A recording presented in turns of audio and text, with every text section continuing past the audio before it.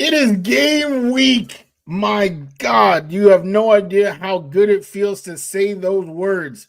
We have waited months, all calendar year, because we never made the playoffs, that we were waiting to say it's game week for the New York Jets. It is here. It is time to preview the game. You already know, we talk Jets every single day, but now we have somebody who talks the Steelers every single day. Woo-wee! We're gonna talk. We're gonna have a grand old time. It's gonna be a nice preview. We are live. Boy Green meets Wudi. Can you guys help us get a Jet chant here? Yeah, going. Oh. Okay, right, yeah. Come on in. Yeah. Okay, let's go! J-E-T-S, Jets! Let's go! J-E-T-S, Jets! Let's go! There you go, Woody! Third Party Thursday. Chris joining us here on the program with a capital P here on the program. Jake Asman, come on down. How you doing, good sir? Wow, what an intro. I mean, the boy Green is known for having the intro, but Wudi, that was unreal, man. Thanks for the kind words, son. We are men of many names. My favorite Austrian Jets fan right there, Okay. baby. Boy Green Meets Wudi.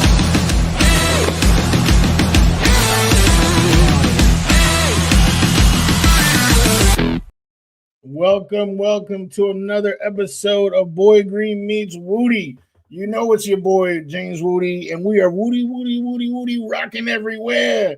Right here. Oh, he's leaning with it. He's rocking with it. It is the boy who became king, Mr. Paul Esden Jr. But as you heard in the intro, we used to have a special episode. We called it Third Party Thursday. It is back. We are back like we never left. And from the sick pod, okay? Talking Steelers. Allow us to go behind enemy lines, if you will. One half of the pod. Give us Mike Nicastro. Come on down. How you doing, good sir? Fellas, thank you for having me. Man, you got me ready to run through a wall, Wudi. Like, I'm ready to suit up right now and play special teams or wherever they'll have me. By the way, that intro video is awesome, but I saw you guys dancing. What was that, 2008, 2012? Was that when that was taken? Because, you haven't had much to dance about and jump around about at the tailgates afterwards. When was that taken, guys? Come on now. Yeah, that's a fair point, Mike. That's a fair point, especially in a couple of these Jets Steelers memories. I think back to a certain AFC Championship game, a certain pocket of time, a certain kicker in that 2004-ish range. That gave me a few problems there, so I appreciate you bringing that up immediately at the beginning of our reunion here, Mike. So God bless. Welcome to the show. Take your feet off at your shoes off at the door. Appreciate that. Very nice. Yeah, no doubt. Was that Nick Folk? I have that right? No, that wasn't. No. Well, Nick Folk, you were thinking about a certain Brian, if that that hits. So, sorry, guys. but thank you for bringing that up. I appreciate that. I'll welcome him in right now. No. Hey, by the way, let me throw this in immediately. We're going to get all kinds of Jets Steelers action as we do this game preview ahead of the game on Sunday, September 7th. The season opener. I see just coming in here. Wait a second, Wudi. Wait a second. All kinds of jokes are being cracked, but wait a second. Oh, Cam Heyward is in some street clothes, not participating in practice, not liking his contract situation. I thought Jets were supposed to be about the drama. What's going on there in this Steel City, Mike? Tell you what, it's a strange situation that came out of absolutely nowhere. Cam has spent his entire career building up so much goodwill within our fan base. I mean, you got a Walter Payton Man of the Year in Cam Heyward, right? Who just signed a new contract last year, gentlemen. Last year, put pen to paper, right?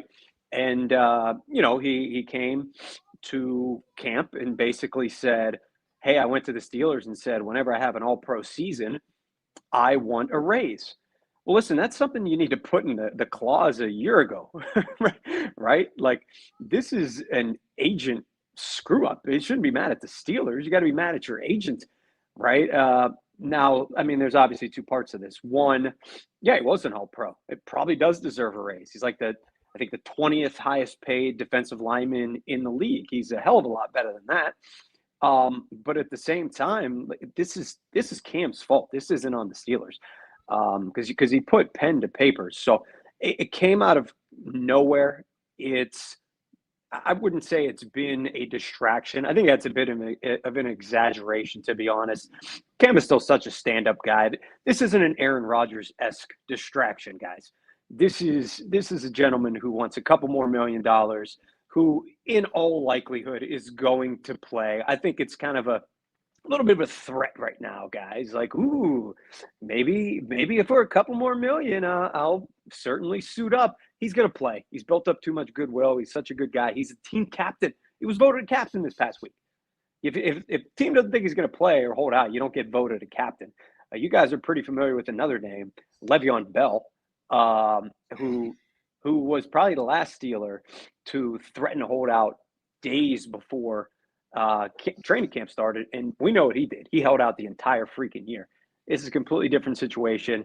Jets fans prepare for Cam to play on Sunday, and I don't know if he's going to play with his hair on fire. He always does, or I think it'll be more of like a, hey, let me show you guys once more that I deserve some extra cash, even though I don't think he's getting it. Yeah, see, that was going to be my follow-up, because to your point, he signs an extension in September. It was a year ago to this date, and then less than a year later, already looking for that pay raise. And that's the thing I wasn't sure, and that's what some Steelers fans have been saying in the brief amount of time that news broke, about an hour or so before we started this podcast. The Steelers fans are saying, well, half of them appear to be saying, hey, calm down here. He gets rest days all the time. Let's see what the injury report says. That will determine whether it's a rest day or he just straight up held out and skipped out. Or if he didn't, because on his podcast, hey, are you going to be out there on Sunday? We will see. That's not no. That's not yes. That's sort of cryptic, a little bit of action. So you think it's all just a bunch of fluff. Just to reiterate that Cam Heyward, unfortunately, the Jets are going to be seeing that first-team All-Pro, 8 sack, 11 pass deflection, 20 quarterback hit guy from last season, one of the El Capitans of the Pittsburgh Steelers. He's going to be out there on the field on Sunday. You believe, Mike? Yeah, Mike Tomlin didn't mince words. He said he was playing yesterday at his press conference. So I'd imagine head coach, leader of the team, has a pretty damn good idea of what his star defensive lineman is going to do. Can he change his mind? Yeah, I suppose, right? That could certainly happen, but I would be shocked. Put it in maybe 5% chance that he doesn't play, unless he pulls the old.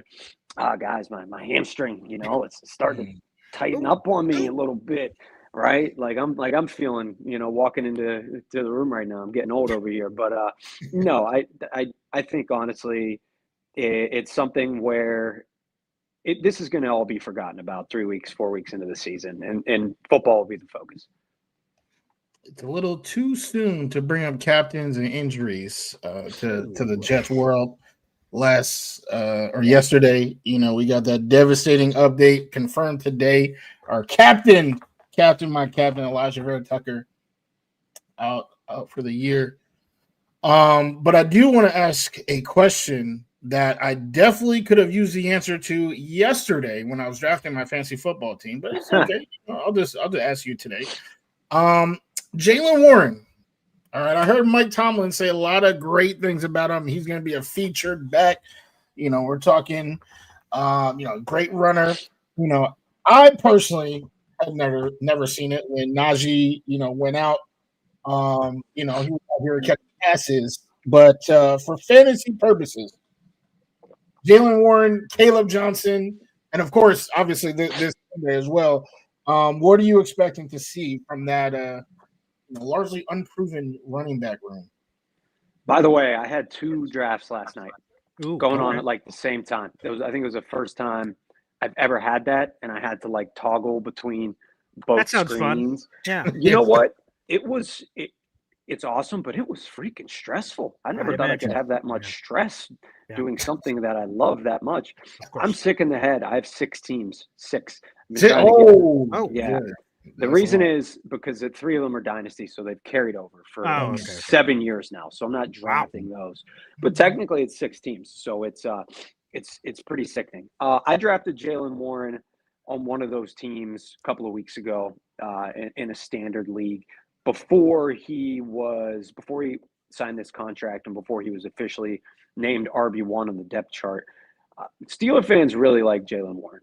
The last 4 years, we've clamored for Jalen to get more carries than Najee. Najee was the benefactor of being a first-round pick and the Steelers not wanting to look like they had egg on their face by, benching a guy they took number 22 overall. But the eye test always told us Warren was the best running back on the field. From a fantasy perspective, I'd have him as a high-end RB3, low-end RB2. He's a guy that is more appreciated for other things he can do on the field. He's one of the best pass protectors at running back that you'll ever see. You guys watch that this Sunday, especially because the Steelers also have an offensive line troubles. So I mean, that's obviously something you won't see in a box score. Incredible. Better receiver than Najee. He's a bowling ball, man. I always said that he reminds me of Ray Rice when he runs. Small, sturdy, and a good human too. But at the end of the day, he's an improvement over Najee. He's a great dude. His split with Caleb Johnson, I think we're going to see 80-20 out of the gate. Wow. 81-20 Okay. Caleb. Yeah. Caleb kind of struggled this preseason. He just looked a little slow, guys. And I got a lot of shit for saying that on Twitter. He ran a 4.6. Like numbers don't lie at the end of the day. Oh, but people would say, but he has next level, second level burst when he gets, 20 yards downhill, then he's running his 4.3. Well, no, probably not. But I'm saying 80-20 out the gate. I still like Caleb. He'll probably get a lot of the goal line touches still.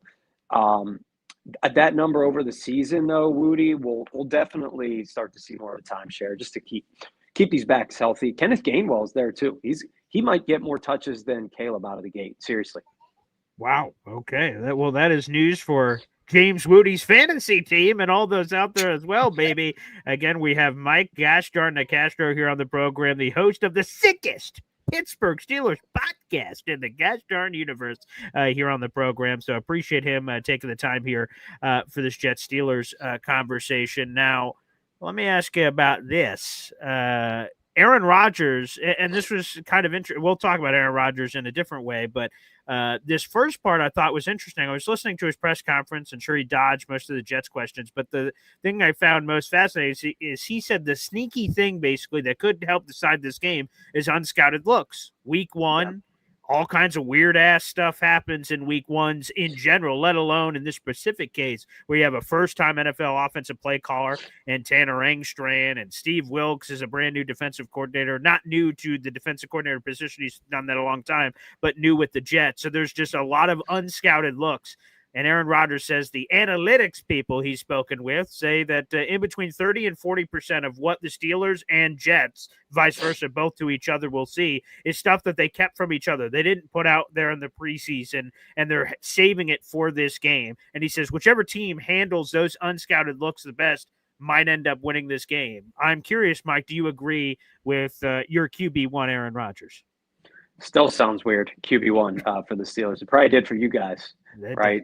2 years ago also. I'm glad you brought up that quote. That was really the only thing of substance that he said a couple of days ago. He's been nothing but joyous and high-spirited. And he kind of gave a little attitude, yesterday in his press conference. But I think it is a great point. I think he's exactly right. I don't think you can put too much stock into preseason. I think, I think there were overreactions for field struggles and your offensive struggles because of that. Exactly. So I'm honestly not putting a ton of stock in that. The same way that, Skylar Thompson threw, a perfect game, whenever he got some time for the Steelers. But yeah, this is classic NFL chess match stuff, right, guys? Like, why would you show your hand during meaningless football When, obviously you have the opportunity to save those plays, put them in your back pocket, and that 60%, right, you can start to roll out in week one when it actually matters. So, yeah, I mean, it at the same time, right, like those unscouted plays obviously haven't been run. They haven't tested them. There's no rapport yet. Who knows? Rodgers and Metcalf have never worked together in a game scenario. Rodgers and anybody haven't worked together in a game scenario in Pittsburgh. So I hope it's not an excuse, right? I know as we get to the game and talk a little bit more about it, we'll get into it. But I'm expecting just a knockdown, drag out, slog fest of a game anyway, because it's week one, and we're going to see some rust, I think, from both teams naturally. But yeah, we're definitely going to see some new looks, and I think Aaron was spot on with that. Yeah, no chemistry. Aaron Rodgers, DK Metcalf. That sucks. Too bad our quarterback and wide receiver don't have that problem. Garrett Wilson, Justin Fields, baby. Going back to that Ohio State tape. Beautiful. But actually, speaking of Justin Fields, I'm curious. Give it to us straight here.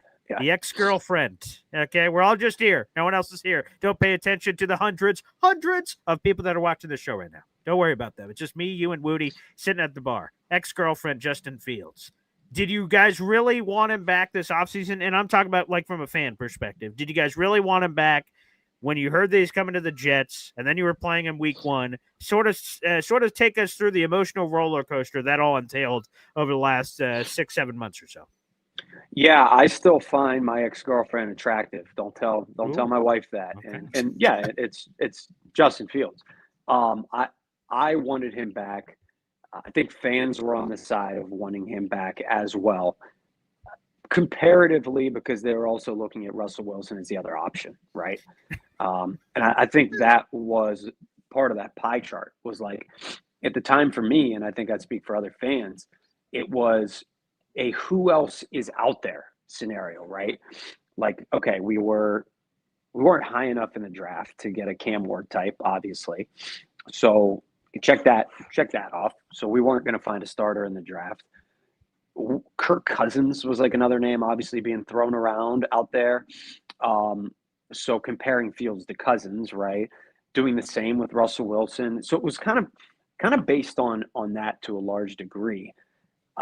I think what's changed at that time, nobody was talking about Aaron Rodgers being a Steeler potentially, or being on the open market, and getting Aaron Rodgers at $7 million less than you guys are paying Justin Fields this year. That's what changed in Steeler fans, and that's what turned. For me, though, before I knew that Rodgers was an option or that he'd be getting $13 million this season, Team Fields all the way, because of his upside, his ability to make plays off script, right? That's stuff that you can't teach. I was talking to somebody this week, and I said, if none of the units are sharp and there's rust all over the field, and there's really one difference maker in this game that could be the deciding factor, and that's Justin Fields' legs, right? Nobody else has that in this game, where if shit hits the fan and both offenses look terrible, somebody could change the game in one play, and that's Fields. And I saw a lot of that last year with him. I will say that something that I have some big time Jets fans that I'm friends with, and they've asked me a lot too. Something that I've honestly worried about is he's such a nice, humble kid, like quiet, very quiet and nice and humble. I don't know if that's going to work in New York. Like, I don't know if he's going to be able to handle that pressure. I think there's a little bit of Fields. I know he played in a big market in Chicago, but I don't know if he's necessarily a bright lights guy, seriously. And I saw that a couple times last year, struggled against the Cowboys in a big spot on Sunday Night Football, played better in the games that were, hey, CBS, 1 o'clock start, here's the Raiders, right, here's the Colts.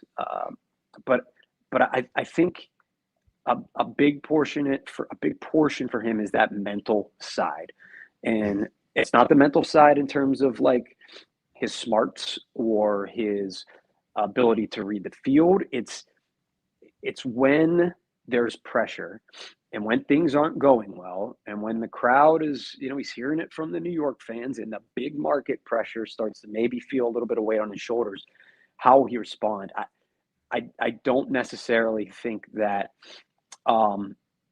that's something that he's going to, just overcome immediately in terms of that adversity, but to be determined. But I like Justin Fields. I wanted him back as a Steeler. So I'm not immediately jumping ship by any means. And we're definitely going to have egg on our face for sure if he reaches that potential that we all know he has. Hey, Mike, real quick, what time is the game on Sunday? Okay, 1 o'clock CBS. Okay, no, I just want to make sure. But your fans aren't Colts fans, are they? Well, that's also true. Go ahead, Woody. Yeah. I can't lie, Mike. I am actually, Boy Green and I, we are in two different camps. A lot of times we are when we, analyze the Jets. I wanted Rodgers back. I was sick to my stomach. And even the way they did it, according to, what Aaron said, not even giving him the chance of, the time of day, all that doesn't sit right with me. That's why I was so, nervous when they first announced this game.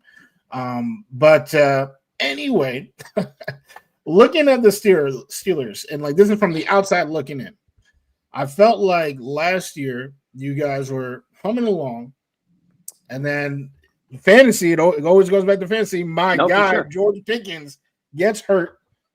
And then we're trying to make do with, Calvin Austin and some of the other guys at play. So when the Steelers made this blockbuster trade for DK, I said, damn, wow, now they got Pickens. They so got DK. It's game time. It's game time. But now, just like Will Smith, in the Fresh Prince, we got the empty house. Because now it seems like they're doing the same plan with DK. So I just want to talk about that. Would you agree with my synopsis of last year, and B, are they one DK, hangnail away from having a very bad receiving core? Like, what's going on with the Steelers receivers? Yes. yeah. It might be a blister, hangnail, whatever comes about. What's interesting though on the Pickens subject? Listen, all your points are spot on. Man, I brought up Le'Veon Bell earlier, and he doesn't even compare to the headache that Pickens was. I'm dead serious. Wow. I know you guys aren't as close to the situation, similar to as the way Pittsburghers weren't as close to the situation with Aaron whatsoever. But honestly, might be addition by subtraction with George, because he's a mess, and he wouldn't have messed with Aaron. I promise you that. But at the same time, right, on the flip side of that is they didn't really replace him with anything. Actually, no, hold on. Let me backtrack a little bit. They didn't replace him with anything at receiver. I think an X factor for the Steelers this year is Jonnu Smith. And you guys saw a lot of him last year, obviously. The guy caught like 86 passes. And, people were saying, he's a throw-in in the Ramsey for Fitzpatrick trade. The guy was a top 10 in the AFC in receptions, scored a bunch of touchdowns. I know the Dolphins had Hill and Waddle out for missed some time, but the guy is a beast.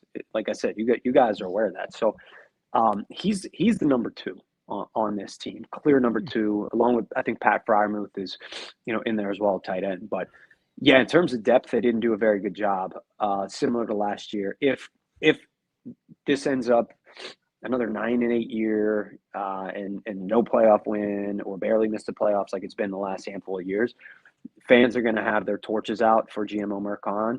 And the number one reason might be the fact that they didn't bring in another weapon for Rodgers.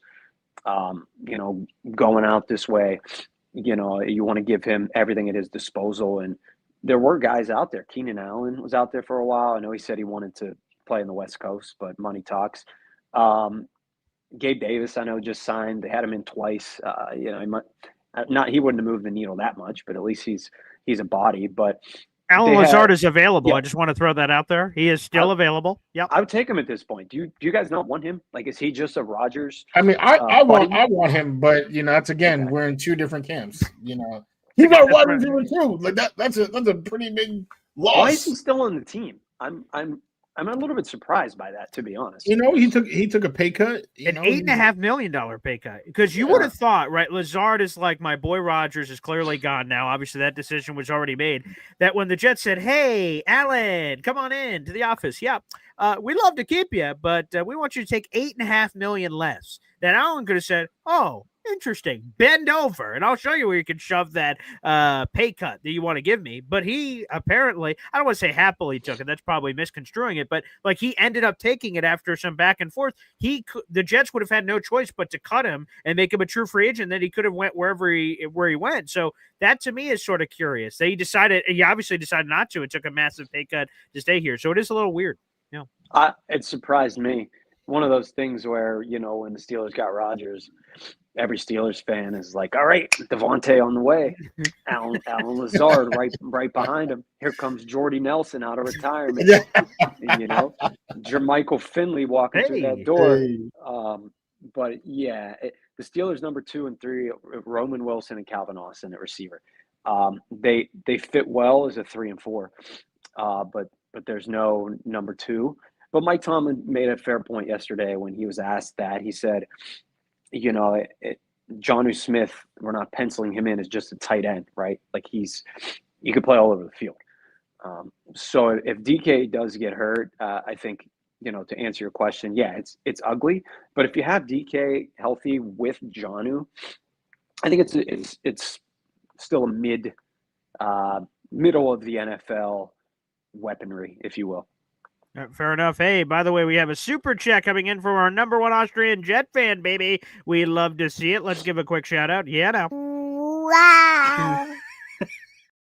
Thank you. He says, every time I see BG and Woodinator, I go crazy with a G. Okay, crazy. Okay, that's what I'm talking about. Let's throw that up on the big board here for a number 1 Austrian Jet fan. Speaking of this offense, I do want to ask you about that, Mike, because Arthur Smith had a funny comment earlier this offseason that basically, we didn't acquire DK Metcalf and Aaron Rodgers to run the wing T offense. So, which is interesting because, right, like when I think of Steelers, I think of, tough, rugged, run the football. But then you have Aaron Rodgers, this guy who, as we saw last year with the Jets, loves throwing the football all over the barnyard. So what the hell is the identity here? And is Aaron Rodgers and Arthur Smith on the same page on whatever the hell this identity is? Another good conversation from Pittsburgh sports talk and folks that I talked to this week. This common misconception that has gone back to like 2004 and 2008 with Jerome Bettis and Bill Cowher, that the Steelers are just this tough ground and pound, beat you with the run game type team. Here's one that'll probably blow your mind. The Steelers haven't finished in the top 10 in rushing in over 10 years. I think it's 12, maybe 12 years at this point, maybe 2012, something like that. Which is kind of shocking, right? When you think about that, but people, throw that kind of cliche ground and pound. Pittsburghers do it left and right. Like, yeah, we're going to do it every year. Same way we do it. Run the ball and play good defense. Well, they haven't been able to run the ball that well, to be honest with you. They have been able to play good defense, at least in the regular season. So, I mean, what's the key? I'll put it this way. The key for the Steelers offense to work with Artie and Aaron and these weapons is throwing the ball over the middle of the field, which is something they did not do last year. They handcuffed Justin Fields. They wouldn't let him do it, or at least he didn't do it. And Russell Wilson strictly stuck to the outside, right? His moon ball, his, to Pickens, his deep balls to Calvin Austin. If you look at the deep metrics and analytics, you'd see the Steelers, one of the teams at the bottom of the league in throwing over the middle of the field, that, 15 to 25 kind of intermediate area. So they need to utilize that, and that'll be the tight ends. That'll be Freiermuth. That'll be Jonnu Smith. That could be DK still, right? Lining up in the slot. So that's what I think that's the biggest improvement they need to make offensively. I don't think it's the run game. Listen, Jaylen Warren you're going to get right? What you're going to get. You're going to get a tough-nosed runner, but he's not going to be Derrick Henry out there. He's not going to put up Saquon Barkley numbers. You know that. This comes down to Rodgers, these tight ends, throwing to the middle of the field, protecting the football, which is something Rodgers has always done, right? His whole career. You guys know that. But it's not going to be this classic, 70-30 run the ball to pass the ball ratio. Wow. Yeah. I can definitely see that. And I feel like, I'm not gonna lie, I feel like Aaron Rodgers was, calling audibles at the line of scrimmage, Can.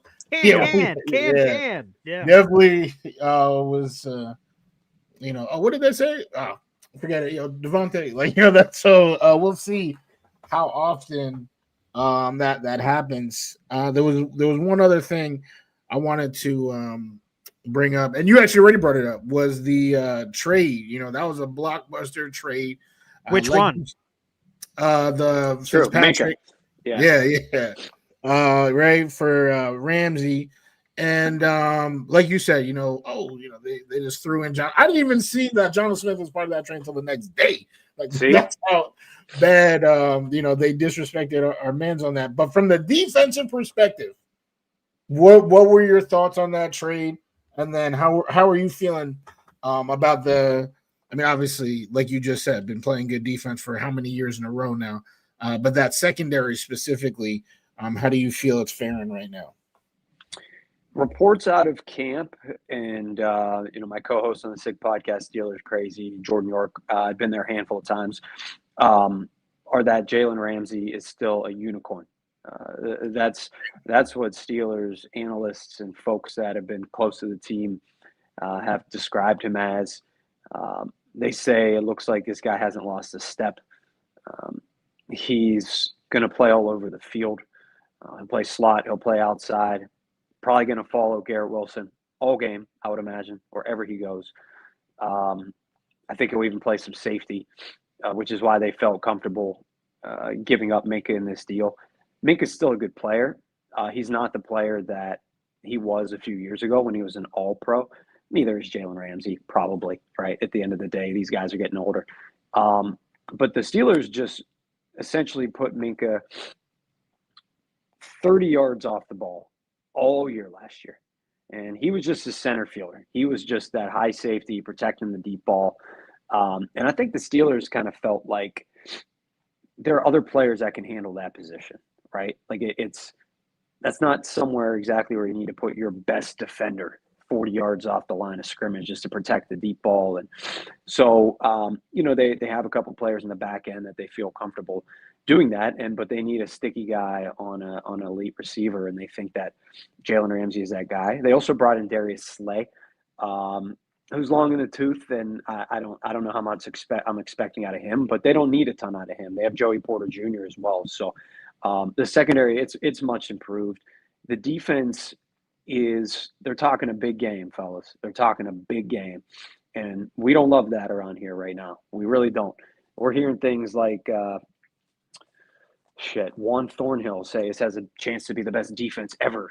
Deshaun Elliott, top 5 in the league. Mike Tomlin said it could be an historic defense. It's a little much right now when you haven't played a snap. So I tweeted yesterday, you're talking all this junk, and then you're coming out and your first game is against a guy that you're familiar with in Justin Fields. Obviously you just lost Vera Tucker, so your line is not in the best shape. You guys really don't have a receiver too either.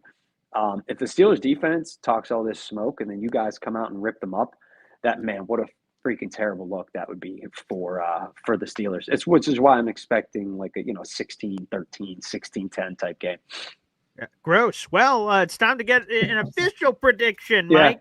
Okay. So let's do it. We'll do this with every guest. You're our first one here on this third-party Thursday train throughout the season. So we have Jets Steelers. We have the information that we have available at this point in terms of injury reports and things of that nature. So we must do it based on that information that we have right now in this pocket of time on September 4th, a little after 3:30. So with that being said, Mike, with all the information you have, what will be the prediction for Jets Steelers Week 1 season opener at MetLife Stadium?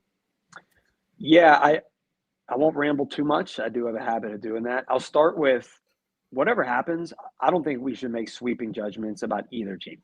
I really don't. You know how fans can be. Yeah, you know how we can be as analysts. Like we gotta tell it like it is. It's the first game with 2 new quarterbacks in different situations, a new head coach in your case, new offensive coordinator. This no sweeping judgment for me. Not going to shock you guys. I'm going. I haven't even made my official prediction yet, but I'll go Steelers. I will now officially. Steelers 17, Jets 13, which is close to a cover. For the it is a cover there for the Steelers as well. It looks like it's 2.5, 3 right now. Mm-hmm. Vegas is saying it's going to be a close game because of the uncertainty, the rust, the acclimation to playbooks and stadiums and things like that. I won't be surprised if the Jets win. I really won't. And the only thing I'd be shocked about is if one team rolls the other team. Like either way, right? Either way, like I think that would just shock everybody. You see like a 20-3 game, or right, like a 20, right, 24-7. Like I mean, either way, right? I be completely shocked, man. I'll throw out let's go. Ooh. Mason Taylor, he's playing, right? Is he the one? He sure is, yeah. All right, we'll go Mason Taylor touchdown. Yeah. I'll go Mason Taylor. Wow, nice. I like that. I like that a lot. Right. Okay. And then I'll go. Let's go. John, who gets in the end zone. Gross. And Jalen Warren for the Steelers 2 touchdowns. Wow. Okay. All right. And I like DK's that. on my fantasy team, so I mean, but no, I like that. I like that. As a matter of fact, I actually have the exact same score prediction as you, Mike. So now I can feel good that great minds thinking alike. That makes me feel good. Let's go.